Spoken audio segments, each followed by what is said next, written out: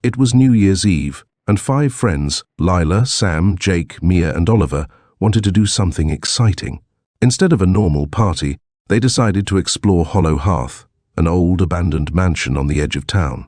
People said it was haunted, but the friends didn't believe in ghosts. They thought it would be fun to check it out. When they reached the mansion, it looked huge and creepy under the moonlight. The windows were broken, the paint was peeling, and the front door hung crooked on its hinges. The cold wind howled, making them shiver. "This is going to be awesome," Jake said, though his voice wavered a little. The group pushed open the heavy front door, which creaked loudly, and stepped inside. The air smelled old and dusty, and their flashlights lit up cobwebs everywhere. The floorboards creaked under their feet as they walked into the grand hallway. "Whoa, this place is huge," Mia said, looking around. They explored different rooms, laughing nervously when their flashlights caught shadows in the corners. The mansion was full of strange old furniture and decorations, like a giant chandelier covered in cobwebs and a long dining table with broken chairs. As midnight approached, they decided to gather in the dining hall to count down to the new year.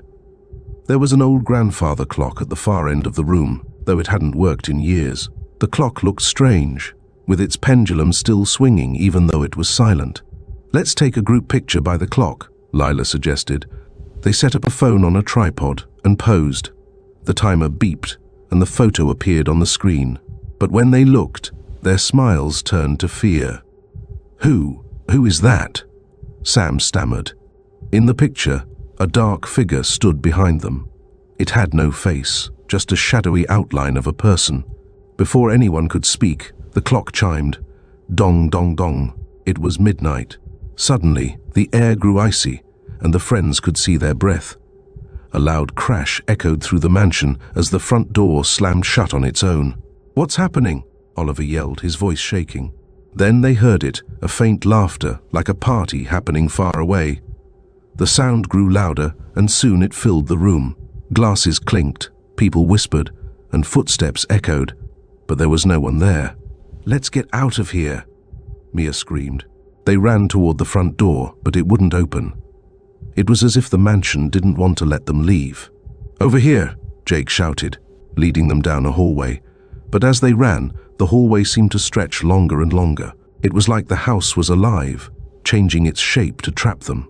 The laughter grew louder, and shadowy figures started to appear, stepping out of the walls. Their faces were blank, and they floated instead of walking. One by one, the friends disappeared. First Sam, then Jake, then Mia. Each one was surrounded by shadows and pulled into the darkness. Lila and Oliver were the only ones left. They ran into a small room and slammed the door behind them. Inside, it was quiet, but the grandfather clock was there again, even though they had left it in the dining hall. How did it get here?" Lila whispered. The clock's pendulum swung wildly. The shadows appeared again, this time filling the room. A deep, echoing voice spoke. "Stay with us. Forever." The clock struck 1, and everything went black. The next day, the townspeople found the friend's car parked outside the mansion. No one ever saw them again. Some say if you walk by Hollow Hearth on New Year's Eve, you can hear their voices inside, counting down to midnight, forever trapped in the house. The friends returned home after 5 long years, each carrying a strange emptiness in their minds. They hadn't seen or spoken to each other in all that time, and none of them remembered anything about that night at Hollow Hearth.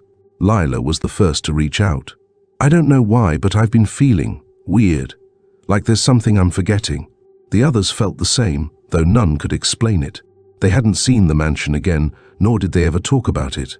But something in the back of their minds told them that the nightmare was far from over.